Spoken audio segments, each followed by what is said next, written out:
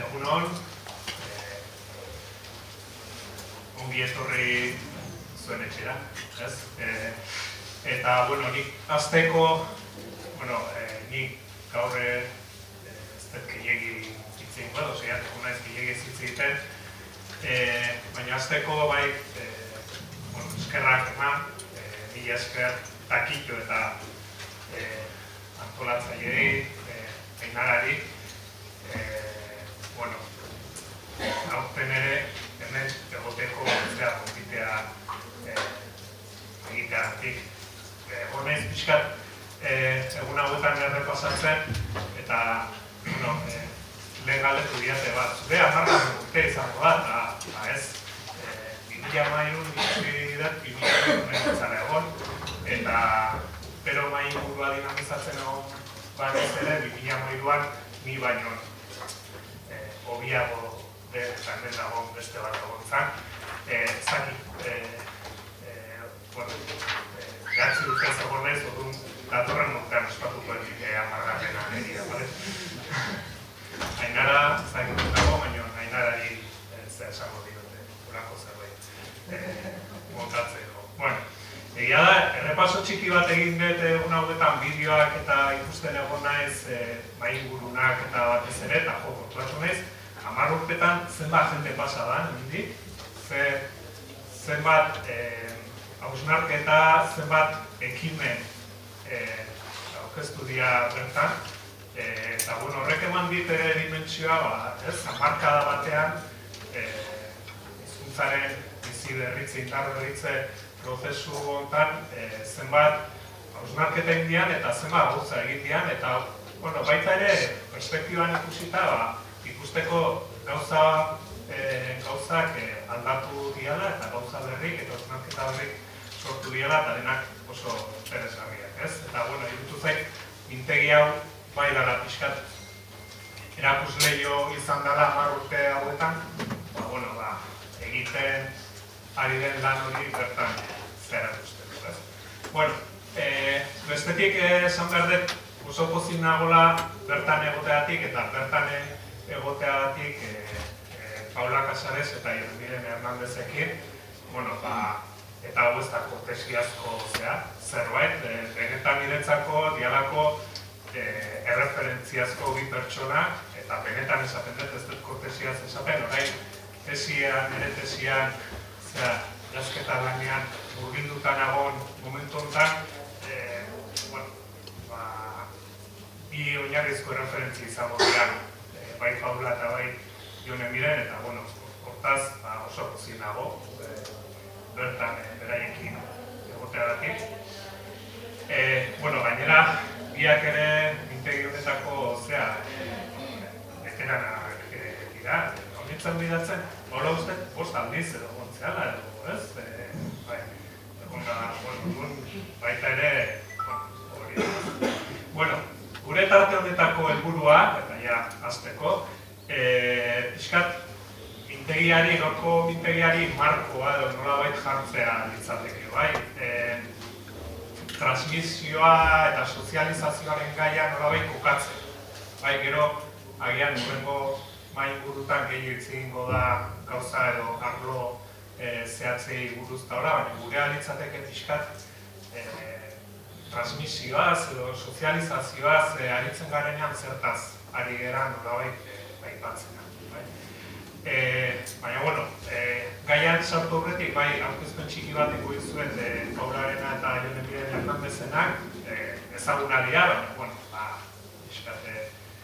kokatze aldea. Paula Casaresen aurkezpena prestatzeko Wikipedian ikusi dut Wikipedian dagoela, eta berak esan dit baietz, bazekiela, ezakila zeinek jarri duen bertan. Wikipedian agertzen denen arabera, Euskal Filologia eta Gizarte eta Kultura Antropologia ikasketak egin ditu Paulak. Eta, esan daiteke soziolinguistika arloan aritu dela nagusiki, urte hauetan. Baztango euskera teknikaria izana eta egun Nafarroko Unibertsitate Publikoko irakaslea da. hizkuntza eskubideen behatokiko lehen zuzendaria izan Paula, eta Euskaltzain ikasle da 2006. Bueno, eta nik gehitu diot, edo hori Wikipedian ez dago, igual sartu marko litzateke, Paulak gauza asko egin ditu, baina, bereziki azpimarratuko nuke 2013an defendatu zula bere tesi doktorala Euskaldun nazi Nafarroan, zeago dauka, eta, nire ustez, azken urtetan soziolinguistika arloan egin dian lan berezi netakoak eta benetan komentagarria eta irakurri da. Bai? Hola? Itxu gora bera direna? Bai, bale. Bueno, eta bestetik, Jonemiren Hernández, ez da bidatu Wikipedian gauden, baina, Jone informazio zientzietan eta gizarte eta politika zientzietan lizentziatua da, Euskal Herriko Unibertsitatean. Aipatutako formazioaz gain beste ikasketak ere egin ditu euskal kultura, genero, berdintasun politikak, garapen jasangarriak, bai Euskal Herrian eta bai kanpoan ere. Gizarte ikerketarako teknikari gisa lana egin zenuen, aholkularitza eta merkatu azterketen esparruan. Berdintasunerako teknikari gisa ere aritu zinen Tolosako udalean. Eta gaur egun gizarte antropologiako irakaslea da Euskal Herriko Unibertsitatean. Eta gainera unibertsitate honen barruan dagoen Mikel Laboa katedralen zuzendaria da. Eta, aipatzeko ere, beste Jonek ere 2005an idatzi zuela, defendatu zuela tesia, izena zuela Euskera Comunidad y Identidad, elementos de transmisión, elementos de transgresión, eta hau ere tesi doktorala doktorea dala eta ustez ere irakurri beharrekoa. Hau edia beraz Paula eta Jone, Paula eta Joneren alderdi batzuk, eta hasteko eta gaia zehatz sartu aurretik, eskatuko dizuet nolabait zuen kokapena edo egitea edo nola kokatzen zuen buruan bai hizkuntza arloan eta baita sozializazio transmisioa ereduan, ez? Ze lan ikerketak egin dituzuen, ze hausnarketak edo orokorranak egin dituzuen, baina, pixka kokatzea, horrengoz kokatzea zuek gaur gaia dugun hortan nola iritsi zeaten, nola zertan aritu zeaten. Nik hasteko eta ni gaztetan hizkuntzaren egotenaz kezka bizia zuen Euskal Filologiako ikaslea nintzen. Filologia ikasketetan bere kezkari erantzuteko mamia aurkitu ez zuen. Hori izan zen, filologiatik soziolinguistikara jauzi egiteko arrazoia. Mitxelina berak agertzen zuen filologia ez dela eskatzen bereziki hizkuntzen bizitzaz eta hizkuntzen geroaz. Nik hori nozitu nuen nire ikasketa garai horretan.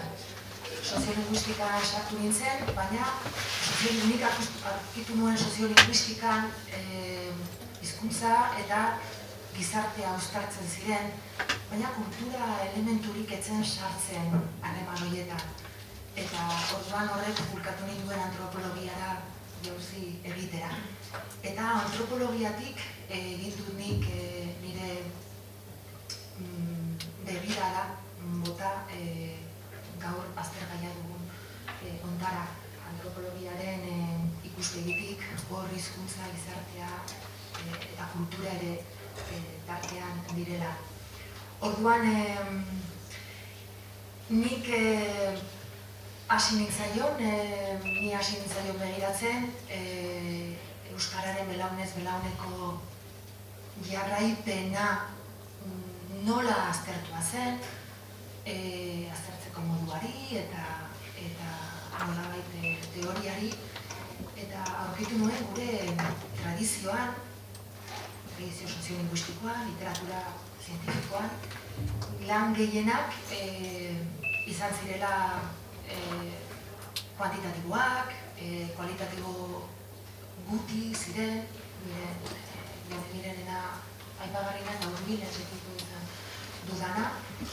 Eta gainera, ia gehienek zuten nolabait elementu batzuk nire ustez ez zirenak egokiak gaur egun dugun errealitatetik abiatuta begiratzeko hizkuntza nola ari den belaun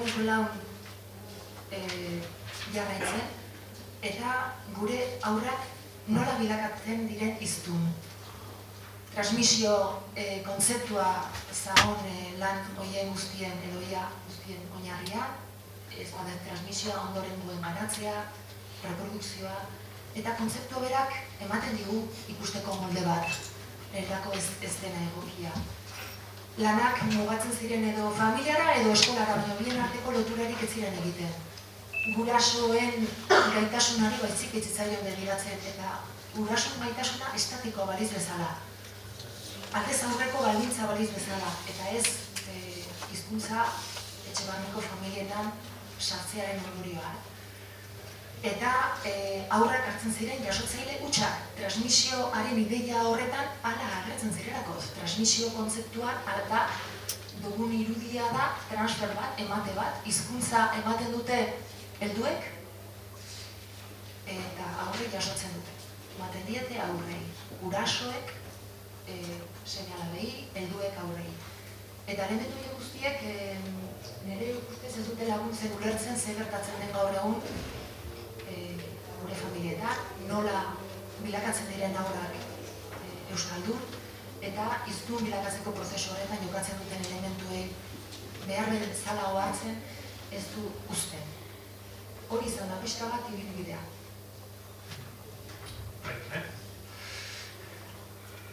Bueno, nahiko atxera behar dugu. Beti kontatzen dute esparrutan militatu detela, oso gaztetikan, alde batetik feminismoan eta beste aldetik euskalduntzan. Eta transmisioarekiko lotura edo, bigarren esparru horretan kokatzen denik. Eta, badago mugarri konkretu bat edo zehaz bat. 1993an Lasarteko udalak atera zuen ikerketa bat egiteko deialdia. Eta garai horretan, nik esan nuke orokorrean, 80. hamarkadan nahiko eztabaida gogoeta zegoen transmisio kanpainen inguruan. Garai horretan hainbat ikerketa batzuk egin ziren, eta, pixka bat hor bazegoen kezka. Momentu horretan baziren kanpaina batzuk, baziren ekimen eta egitasmo batzuk horren inguruan, eta hainbat tokitan ari ziren ekimen horiek eta ebaluatzen. Eta Lasarten ere, bazegoen horrelako egitasmo bat martxan, momentu hartan, eta beraiek nahi zuten, hori ez nolabait ebaluatu. Eta nolabait atera zuten ikerketa hori, kanpaina horren emaitzak baloratzeko, baina baita ere bazegoen asmoa edo helburua, zehozak gehiago, kanpaina hori aztertu, eta bestela ere, Lasarte horian, hori familia bidezko transmisioa, eta hori zartzika bat, hori aztertzea zen helburu. Egia zen, niretzako kriston esperientzia izan zen, ni orduan ikasten ari nintzen oraindik, eta banuen ikerketarako grina, eta egia zen, niretzako esan zen gai bat, hasi ginen murritzen, eta beraz nintzen, izateko engantzatuta. Eta beka hori, ikerketa hori amaitu zanean, erabaki nuen, momentu horretan ari nintzen baloratzen zeren inguruan egin tesi doktorala, eta erabaki nuen gaiarekin jarraitzea. Beka horretan ja nik uste dut askotan, eta egun hauetan ere pizkatatzera jodetenean pizkatik gaurkoa eta pentsatzen,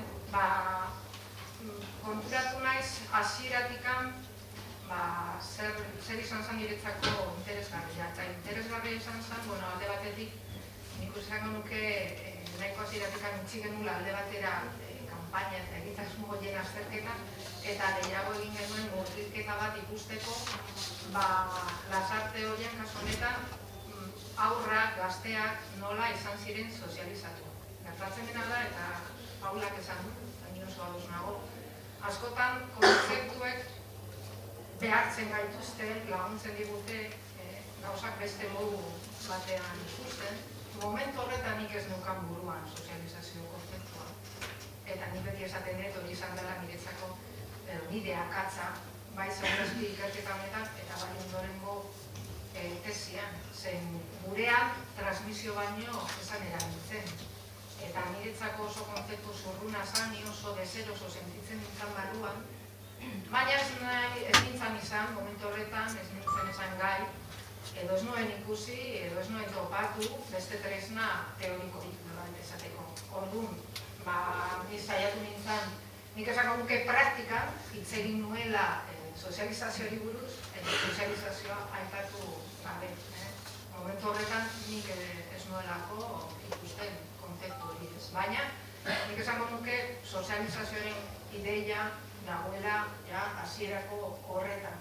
Eta neurri batean ere nik uste dut ikerketa horren emaitza, gero tesia beste kontuak izan zen, baina ikerketa horren emaitza ere segurazki izan ondo ulertua, hori ez, gu praktikan beste zerbait egin duelako, transmisioz aparte.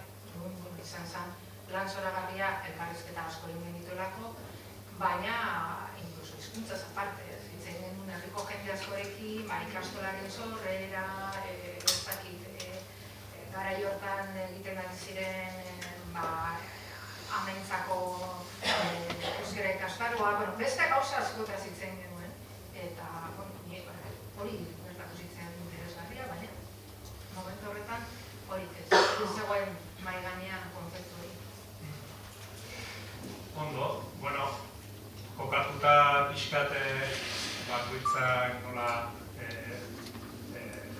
entudio bakoitzak gaiari eta aipatu duzue, eta nik ere aipatu dut transmisioa, sozializazioa, baina, pentsatzen dut ni bezala hemen batzuk egotea, baina, zertaz ari gehan.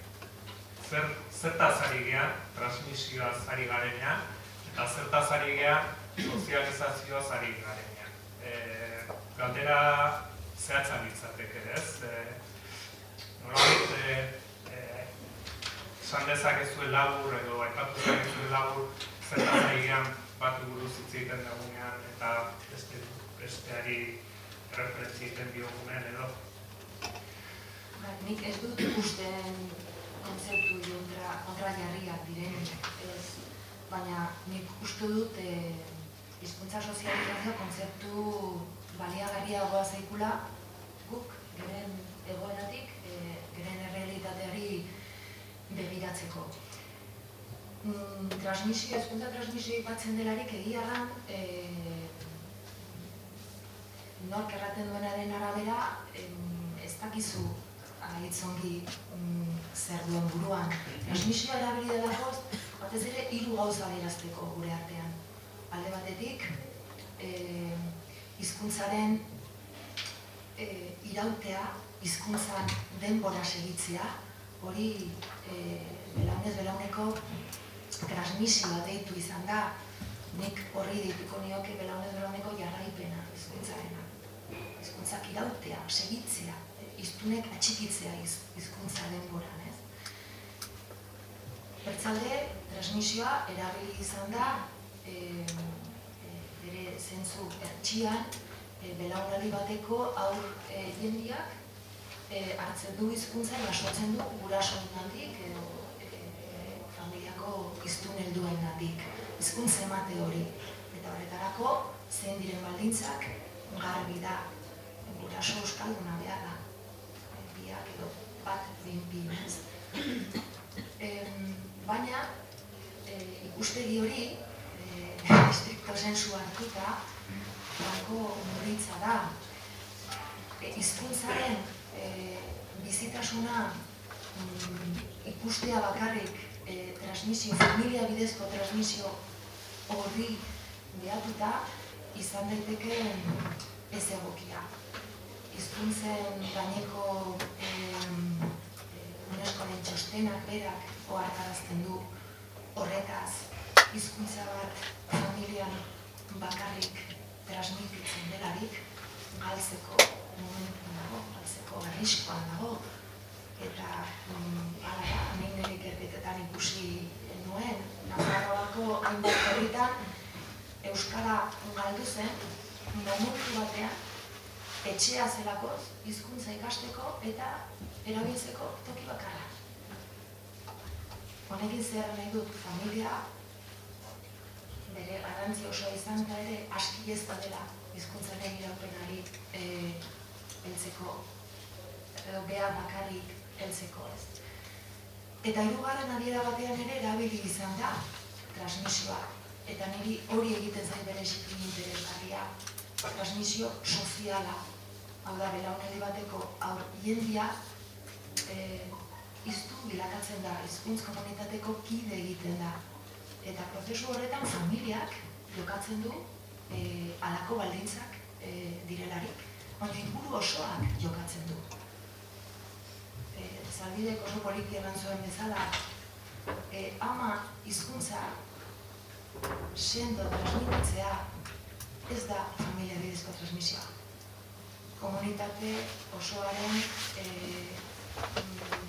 mekanismo sozializatzaile jokatzen dute horretan. Eta eskolak jokatzen du, eta plaza jokatzen du, eta isialdiak, eta eragile sozializatzaile gehiago. Beraz, nik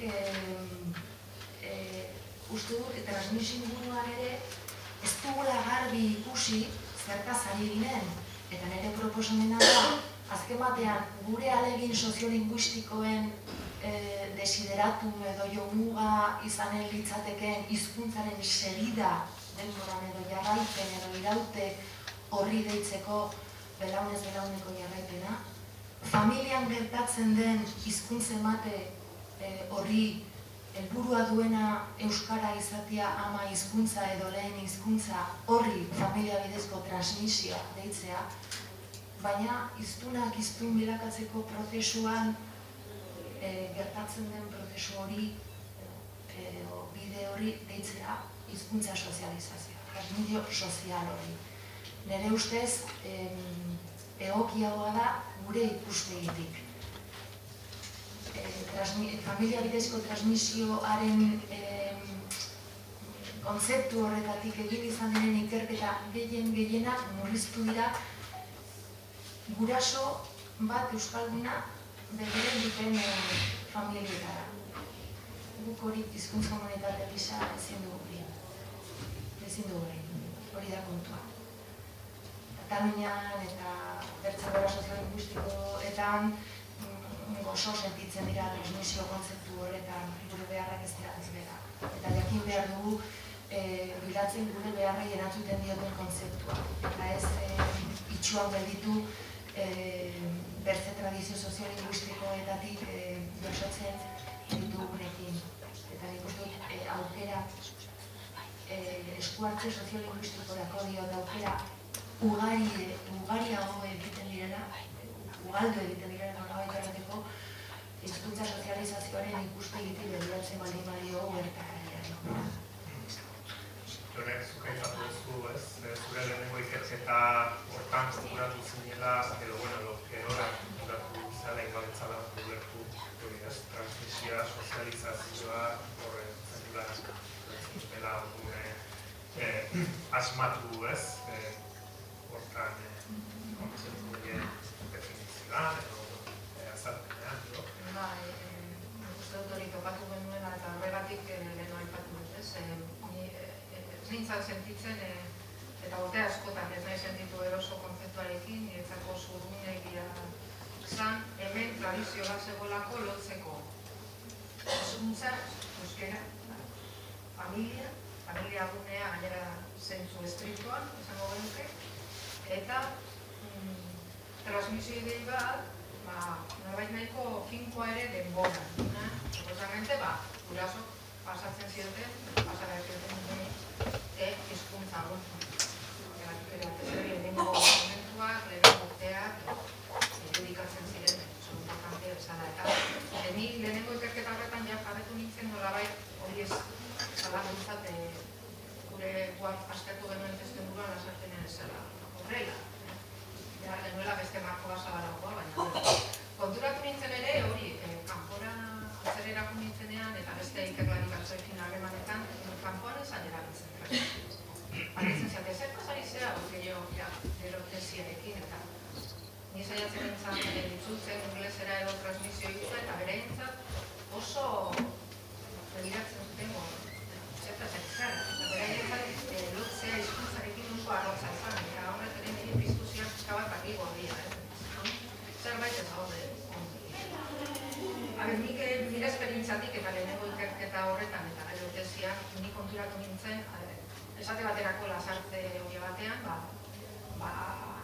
hizkuntza, euskera bakarri zentratuta, ez egoela modurik ulertzeko gertatutakoa azkenengo hamarkadetan, zen lasarten eta beste herri batzuetan ere gertatu da, gurasoak, familiak, zeinetan euskera galdu zen, esate baterako, baina gero berreskuratu zen. Eta nik esaten nola da posible, hau ere transmisio. Guraso horiek ez egiten euskera, ez zuten egin etxean, ez zuten erabili familia, baina bere hurrengo belaunaldia euskaldun duen. Eta niretek esaten hau ere transmisio bat da. Hor, bestera bateko transmisioa, segurazki, gehiago afektibidadetik, gehiago balio batzetatik, gehiago motivazio lan batetik, eta nik aldarrikatzen nuen hori ere transmisioa zela. Ezala beharrezkoa edo ezala guztiz beharrezkoa transmisio bat gertatzeko hizkuntza izatea. Hori izan, nire lehenengo gauza ikusi nuena. Bestea familiarena eta zeratuko zen Paulako sondaria adierazten zuen. Ni azten nintzen hitz egiten familiakide desberdinekin eta, klaro, ezinezkoa da, ezin dugu familia ulertu burbuja batean, elementu bat isolatua familiak, akeronetan daude, inguruan, hauskoa, erdura, eta esaten du, klaro, familia, modu estrikto batean, ez da bakarri familia. Hori izan lehenengo berdigarren elementuan niretzako ere, esaten nini, ez da, duen kajatzen. Eta hirugarren azan baita ere aipatu dutena, finkotasun hori gehiago lentuta denborarekin. Nire balakak hizkuntza bat, ematen nire seme-alabai edo, eta, jazta, nik ikusten duen ere, igual honetan ez, baina gero bai, edo hasi honetan bai ikasi ginen edo galdu, ikusten duen behin transmisioa ez da zerbait, jazta, eta bukatu da, erakutsi dira hizkuntza amaitu da. Ez, ikusten duen asko dinamikoa da, zentzorretan ikusten sozializazioak, egiten duen beste aportazio bat da, sozializazioa eta ligaratiko antropologien bizitza osoa egiten duela. Eta, ezatik gaur egun ere muda fenomenoak aztertzen ari dira. Eta hori da realitatea. Igual txikitan ez nuen jaso, baina gero bai, ikasi nuen, eta gero galdu, eta berriro berreskuratu, edo alderantziz, ikasi nuen, baina gero galdu, eta gero berreskuratu, orduan, realitatea asko dinamikoa da. Vale, bueno, Ainarak gartentxo eratutsi guazokoak ez ez ikusi, 10 minutu genitzen zaizkigula. Bueno, aipatu dezue, transmisioarekin lotuta familia aipatu dezue, bai zure ikerketan zuenean. Igon azaroan eginen simposio batean, hiztun berrien inguruko simposio batean, estatuko tokiezkoreietako jendeekin. Horre, Galiziako ikerlari batek, Martin Vázquezek aipatu zuen, impresioa dula edo jaso dutela Galizian azken urtetan, garai batean hizkuntza bizi berritze eta berritze prozesuetan familia oso zentratua baldin bazen, foko asko jokatzen bazan familian, azken urtetan pixkat aldatu dela eta fokoa gehiago jarri dela normanakoa, individua. Bai, familiatik nolabait fokoa normanakora pasa dela, ez? Eta, berak itenzu irakurketa, hizkuntzatik kanpo, ez? Gizarteak, gertatzen diren beste fenomenoekin, eta baitor, Galizian, itutzen zaizu hemen ere antzeko fenomenoa gertatzen nahi dela, familian garrantzia azpimarratzetik orain norbanako ardura, norbanako garrantzia eta azpimarratzen nahi gala azkenetan edo. Nire inzertu guen izan, eta errak zehazki ze kontestutan aipatu zen ideia hori. Nik bai ikusten dut familia zer den, nola osatzen den, eta nola funtzionatzen duen komunikatiboki hori aldatu dela. Rasismanek ohartarazi zigun 50ko hamarkadaz familia eredu aldatzen ari zela. Berak aipatzen zuen Andreak ateratzen zirelako zelan dira etxetik kanpoez, orain zer erran beharko genukenez, familietan zer gertatzen den edo hezkuntza aldetik begiratuta ze ikusten dugun, agian etxeko guztiak hor daude eta isil-isilik nor bere kanpainari joa eta zer gertatzen da komunikazioarekin. Hori dena nolabait aldatu da eta orduan familiaren pisua eta familia erranta nolabait gorari familia dugu buruan, familia nuklearra, ez, eta kide gutiko etxe bizikidetza hori, baina nondik heldu garen zer tradiziotik heldu garen beri biztatua da, ez, familia bidezko hizkuntza sozializazio hori aldatu, ahuldu ere izan liteke aditza erabiltzeko, edo zein sukaldetaino iristen da, ez dakit mundu telebista, ez dakit zein hizkuntzetan, sutondoraino iristen altzeko milaka kilometro bat, hango hizkuntza gainera, hori da nada kontuan hartzekoa. Nik aipatzen dituzularik familiaren handik norbanako harenganako pisu hori, norbanako hori gurasoa edo ez dakit abarrotomi nola ulertu. Bai, nik ikusten dut orai arte begia zuzendu baldin baditugu batez ere belaunen arteko transmisio hori, familia irudikatuta batez ere, ez, belaunen segida hori datorkigu burura, eta belaun arteko ideia batetik, belaun barneko ideia batera nik uste dut zabaldu behar dugula, edo zuzendu behar dugula ardura eta atentzioa. Ez hainbertze intergenerazional, baizik eta intragenerazional, zer gertatzen da, ez, sozializazioaren prozesuan, nik uste dut beti izan dela garrantzitsua, baina orai agian nabarmenagoa da, adin baditugutik, dagokitik, ez, zer garrantzitsua diren ezker eskuinetik heldu duen eragin horiek agian harreman vertikalen ikitza, zera horiek galdin delako espisua, edo oraiko gizartea. Horrekin lotuta, amaitzen hasteko, eskatuko horizuke, Paulak planteatzen duena da sozializazio paradigma hortan, ez, askotan kontatu izan dugu Paulak, ez, hizkuntza sozializazio ez dela goitik bera egiten da, beti gora egiten da, eta garrantzitsua horizontalean ere, adikideen artean ere egiten da, ez, eta hori da azken ikerketetan, bai kale neurketetan, eta gertzen nahi da, ideologia bat sortzen nahi da euskararen inguruan, belaunaldien ezberdinen arteko elkarrezketetan, bai, euskara zin behar da, baina gure kideen artean ez da lain garrantzitsua, ez? Eta goen arteren irudia, gurasoak, beraien artean erderaz egiten dutena, horrekin euskara egiten dutena, baina ikusten egea aurren artean hori ematen dela ere. Gurasoekin euskara egiten dutena, baina gurasoak aurrean ez daudenen, erabilera beste ez da, ez? Horri guztia eta pixkate kontutan hartu, zeri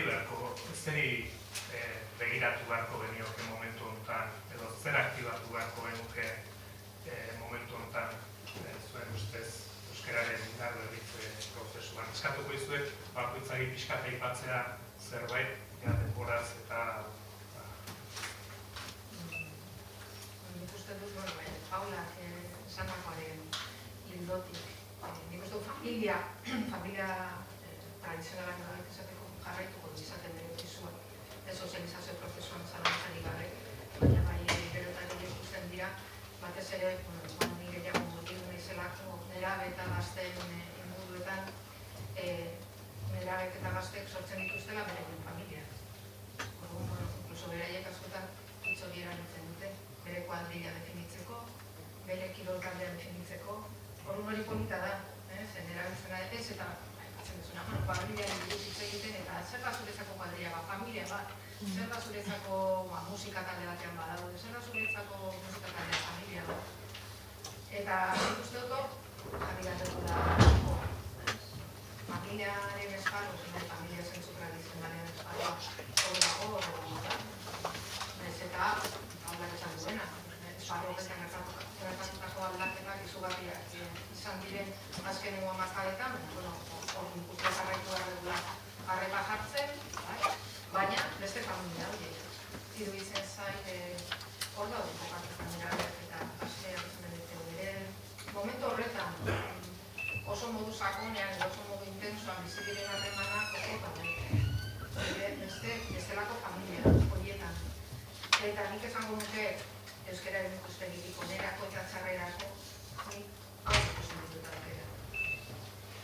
Zote, talde horietan, familia, bestelako familia horietan, zenetan, benetan, gazteak oso implikatuta daude, zenetan afekto harremanak, informazio asko pasatzen da, eta gauza asko gertatzen diren, nik uste dut, horiek direla guretzako interesatzen. Bai, aurrera begirado la titular bat eta horrekin nahituko duzuke, ez dinara, hola? Titular bat, baino ez dakit gogoeta bat, ni nire lanen batean proposatu izan dut Euskalen sozializazio esparru horretan gure xede aldatzen dela. Ez da transmisioaren tradizio horretatik heldu zitzaikuna, zen aurrek Euskara ama hizkuntza lehen hizkuntza izatea. Nik uste dut arata hori ondo dugula eta nirenek lan bezala begira da pausatu haur gaztetxoen arteko erabilera hori gure eskuartze soziolinguistikoen, egitasmo soziolinguistikoen helburua hori izatea. Hau da, aurren arteko erabilera. Oso ezberdin izaten da, helduen eta horren artekoa edo horren artekoa. Eta nik uste dut gure bizitasun soziolinguistikoa hobeki ikusten dela aurren arteko erabilera hori behatzen dut diogu eta horri laguntzeko aukerak jorratzen baldin baditu. Oso, hemen utziko dugu, izan da markoa jartzeko saiakera, edo behintzat lehen urbilketa gaiari, egunean zehar seguraski gehiago garatuko dian gertatutako gauzak, eta seguraski modu zehatzagoan.